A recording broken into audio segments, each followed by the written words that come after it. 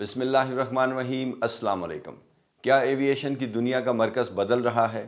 دہائیوں سے دبئی کا نام عالمی سفر اور ٹرانزٹ کا مترادف رہا ہے، لیکن آج حالات بدل چکے ہیں۔ ایک طرف دبئی کے سخت ہوتے ویزا قوانین، بڑھتے ہوئے اخراجات اور ہوائی اڈے پر مسافروں کا بے پناہ دباؤ ہے، تو دوسری طرف ایک نیا کھلاڑی میدان میں آ چکا ہے جو عالمی ہوا بازی کے نقشے کو دوبارہ سے ترتیب دے رہا ہے: استنبول۔ اسلام آباد سے لندن جانے والا ہو یا کراچی سے نیو یارک جانے والا، ہر مسافر کے ذہن میں آج ایک ہی سوال گردش کر رہا ہے: کیا استنبول ایئرپورٹ واقعی دبئی کا متبادل بن چکا ہے؟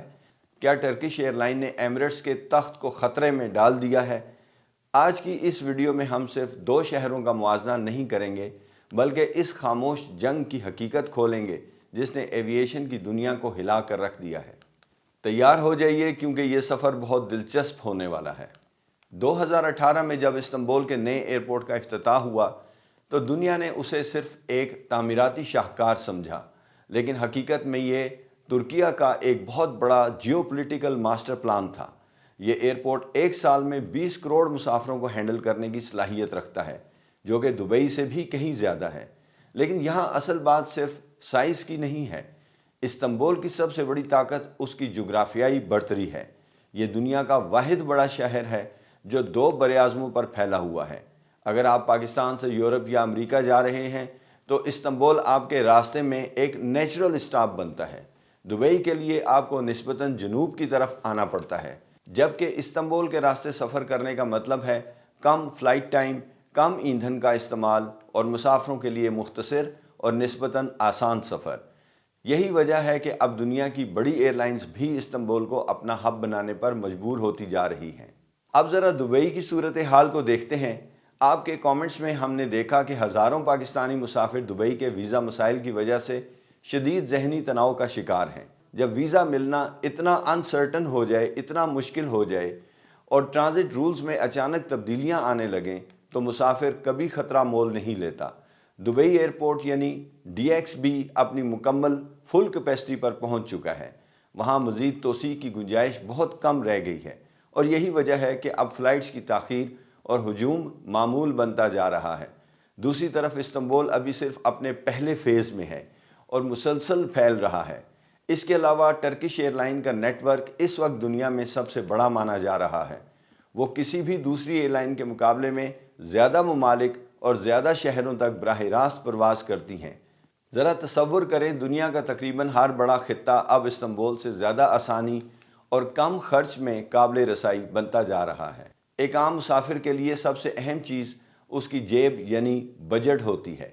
ہمارے تجزیے کے مطابق استنبول کے ذریعے ٹرانزٹ اکثر دبئی کے مقابلے میں 15 سے 20% تک سستا پڑ رہا ہے، لیکن سستا ہونے کا مطلب یہ نہیں ہے کہ معیار کم ہے۔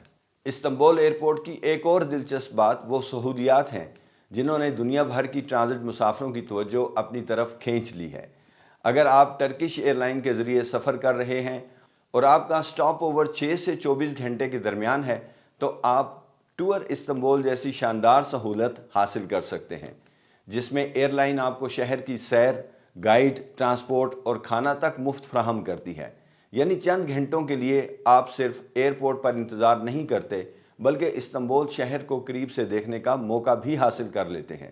دوسری طرف اگر آپ کا سٹاپ اوور 20 گھنٹے یا اس سے زیادہ ہو تو پھر ٹرکش ایئر لائن مخصوص شرائط کے تحت فری ہوٹل اسٹے بھی فراہم کرتی ہے، جہاں اکانومی کلاس کے مسافروں کو 4 سٹار جبکہ بزنس کلاس کے مسافروں کو 5 سٹار ہوٹل میں 2 نائٹ اسٹے کی سہولت دی جاتی ہے۔ یہی وہ سمارٹ ٹرانزٹ ماڈل ہے جس نے استنبول کو صرف ایک کنیکٹنگ پوائنٹ نہیں بلکہ خود ایک ٹریول ایکسپیرینس بنا دیا ہے۔ اس کے برعکس دبئی اب ایک لگژری ہب بنتا جا رہا ہے، جہاں ہر قدم پر آپ کو اپنی جیب ڈھیلی کرنی پڑتی ہے۔ ایک اوسط طبقے کے مسافر کے لیے استنبول اب صرف ایک ضرورت نہیں بلکہ ایک مکمل اور خوشگوار تجربہ بنتا جا رہا ہے۔ پاکستان کے لیے بھی استنبول کی اہمیت تیزی سے بڑھ رہی ہے۔ آج استنبول پاکستانی مسافروں کے لیے ایک ناگزیر گیٹ وے بنتا جا رہا ہے۔ پی آئی اے اور ٹرکش ایئر لائن کے درمیان حالیہ کوڈ شیئر معاہدوں نے پاکستانیوں کے لیے سفر کے نئے افق کھول دیے ہیں۔ اب آپ لاہور، کراچی یا اسلام آباد سے ایک ہی ٹکٹ پر استنبول کے راستے پوری دنیا جا سکتے ہیں، اور آپ کا سامان سیدھا آپ کی فائنل ڈیسٹینیشن پر ملتا ہے۔ کیا استنبول دبئی کو پیچھے چھوڑ دے گا؟ اعداد و شمار تو یہی اشارہ دے رہے ہیں۔ 2024 اور 2025 کے ڈیٹا کے مطابق استنبول ایئرپورٹ یورپ کا مصروف ترین ایئرپورٹ بن چکا ہے، اور اب اس کی نظریں دبئی کی اس عالمی ریکارڈ پر ہیں جو برسوں سے ناقابل تسخیر سمجھا جاتا تھا۔ ویورز، ہوابازی کی تاریخ واقعی بدل رہی ہے۔ دبئی کا اپنا ایک خاص وقار اور ایک شاندار ماضی ہے، لیکن استنبول کا عروج اب کوئی ڈھکی چھپی حقیقت نہیں رہا۔ یہ مقابلہ صرف ایمریٹس اور ٹرکش ایئر لائن کے درمیان نہیں، بلکہ دو مختلف نظریات کے درمیان بنتا جا رہا ہے۔ ایک طرف پرانی شان و شوکت ہے، جبکہ دوسری طرف جدید دور کی ضرورت، سہولت، رسائی اور تیز رفتار کنیکٹیویٹی۔ اب آپ کا اگلا ٹرانزٹ کہاں ہوگا؟ کیا آپ استنبول کو ترجیح دیں گے، یا آپ کو لگتا ہے کہ دبئی اب بھی کنگ ہے؟ کامنٹس میں اپنی رائے ضرور دیں، کیونکہ آپ کا فیڈ بیک اس بحث کو مزید دلچسپ بناتا ہے۔ ایویشن کی اس دنیا میں میں نے اپنی زندگی کے 32 سال گزارے ہیں۔ ہزاروں جہاز، سینکڑوں راتیں اور وہ خاموش ریڈار رومز جو اب میری پہچان ہیں۔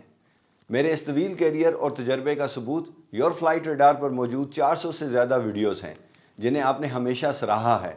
اب انہی ان کہی کہانیوں، اپنی جدوجہد اور ان تلخ و شیریں تجربات کو میں نے پہلی مرتبہ اپنی کتاب میرا ریڈار میری دنیا میں سمویا ہے۔ یہ محض ایک کتاب نہیں، بلکہ ایویشن کی اس اصل دنیا کی جھلک ہے جو عام مسافروں کی نظر سے اوجھل رہتی ہے۔ 2500 روپے کی اس پیشکش میں آپ کو کتاب کی ہارڈ کاپی پاکستان میں آپ کے پتے پر کوریئر کی جائے گی، اور ساتھ ہی اردو اور انگلش PDF اور میری 9 خصوصی ویڈیوز کے لنکس آپ کے واٹس ایپ پر بھیجے جائیں گے، جو اس تجربے کو مزید مکمل بنائیں گے۔ آپ میں سے بہت سے لوگ ایسے ہیں جنہوں نے میری سینکڑوں ویڈیوز دیکھی ہیں، برسوں سے اس سفر کا حصہ ہیں اور ہر نئی ویڈیو کا انتظار کرتے ہیں۔ اگر آپ بھی ان لوگوں میں شامل ہیں تو شاید میرا ریڈار میری دنیا کتاب آپ کے لیے ہی لکھی گئی ہے، تاکہ آپ میرے ساتھ مل کر اس دنیا کو صرف اسکرین پر نہیں بلکہ قریب سے محسوس کر سکیں۔ کیا آپ کو یاد ہے وہ وقت جب ایئرپورٹ پر جہاز کی لینڈنگ صرف ایک سفر کا اختتام نہیں بلکہ ایک نئی زندگی کا آغاز ہوتی تھی؟ وہ دور جب کراچی ایئرپورٹ کے ٹرمینل پر کھڑے سینکڑوں لوگ اپنے پیاروں کو ولایت الوداع کرنے آتے تھے، اور آسمان پر اڑتا ہوا PIA کا جہاز فخر کی علامت ہوتا تھا۔ حال ہی میں مجھے برمنگھم کے ایک بزرگ ویور کی کال آئی، جن کی باتوں نے مجھے ماضی کے ان جھروکوں میں لا کھڑا کیا جہاں یادیں آج بھی خوشبو کی طرح بسی ہوئی ہیں۔ آج یور فلائٹ ریڈار پر ہم اس دور کی بات کریں گے جب PIA دنیا کو اڑنا سکھا رہی تھی۔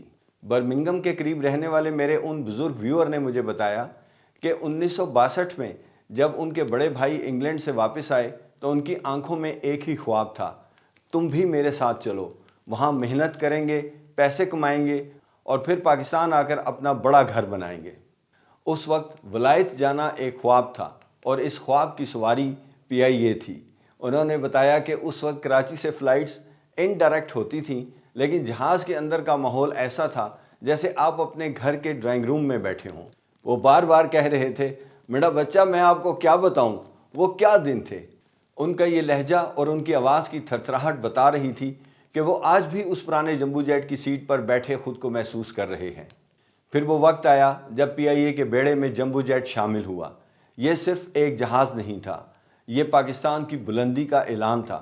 کراچی سے لنڈن اور مانچسٹر کی ڈائریکٹ پروازیں شروع ہوئیں، اور ان دو ہیکل جہازوں میں سفر کرنا ایک ایسی فیسینیشن تھی جس کا آج کے دور میں تصور بھی ممکن نہیں۔ انہوں نے مجھ سے فون پر شیئر کیا کہ PIA کی ایئر ہوسٹسز کا وہ مشہور زمانہ یونیفارم جسے فرانس کے عظیم فیشن ڈیزائنر پیخ کارڈن نے ڈیزائن کیا تھا، مشرقی حیا اور مغربی فیشن کا ایک حسین امتزاج تھا۔ وہ صرف ایئر لائن کا عملہ نہیں بلکہ پاکستان کی سفیر تھی۔ میں جب کراچی ایئرپورٹ کے کنٹرول ٹاور میں کھڑے ہو کر ڈیوٹی کرتا تھا تو میری نظروں کے سامنے PIA کے یہی جمبو جیٹ ایک لائن میں کھڑے ہوتے تھے۔ یہیں اسی جگہ کراچی ایئرپورٹ پر کنٹرول ٹاور کے بالکل سامنے نیچے PIA کا پہلا جمبو جیٹ ریسیو کیا گیا۔ اس دن ایک میلے کا سماں تھا، لیکن وقت ہمیشہ ایک سا نہیں رہتا۔ بعد میں نے اسی کنٹرول ٹاور کے شیشوں کے اس پار دیکھا کہ کچھ جمبو جیٹ گراؤنڈ ہو گئے، ان کے پرزے نکال کر دوسرے جہازوں میں لگائے جانے لگے تاکہ پرواز کا سلسلہ جاری رہ سکے۔ میرے لیے وہ منظر ایسا ہی تھا جیسے کسی عظیم بادشاہ کو ٹوٹتے ہوئے دیکھنا۔ لیکن وہ یادیں، وہ انجنوں کی گھن گرج اور ان بزرگوں کی دعائیں جو ان جہازوں میں بیٹھ کر اپنے خوابوں کی منزل تک پہنچے، وہ آج بھی میرے لیے ایک قیمتی سرمایہ ہیں۔ یو کے میں بسنے والے میرے تمام بہن بھائی جو آج مانچسٹر، برمنگھم، لیڈز یا لنڈن میں بیٹھے یہ ویڈیو دیکھ رہے ہیں، مجھے معلوم ہے کہ آپ کے سینوں میں ان یادوں کا ایک سمندر موجزن ہے۔ پی آئی اے صرف ایک ایئر لائن نہیں تھی، یہ ہمارا فخر تھا، ہمارا گھر تھی۔ برمنگھم والے ان بزرگ ویور محمد خلیل صاحب کا شکریہ جنہوں نے مجھے فون کیا اور مجھے ان حسین یادوں میں واپس لے گئے۔ کیا آپ کو بھی پی آئی اے کا وہ سنہری دور یاد ہے؟ کیا آپ نے بھی کبھی ان جمبو جیٹس میں ولایت کا سفر کیا؟ کامنٹس میں اپنی کہانی ضرور لکھیں، میں آپ کی یادوں کو پڑھنا چاہتا ہوں۔ ویڈیو پسند آئی ہو تو اسے شیئر کریں تاکہ ہماری نئی نسل کو پتہ چلے کہ ہم نے آسمانوں پر کیسے حکمرانی کی ہے۔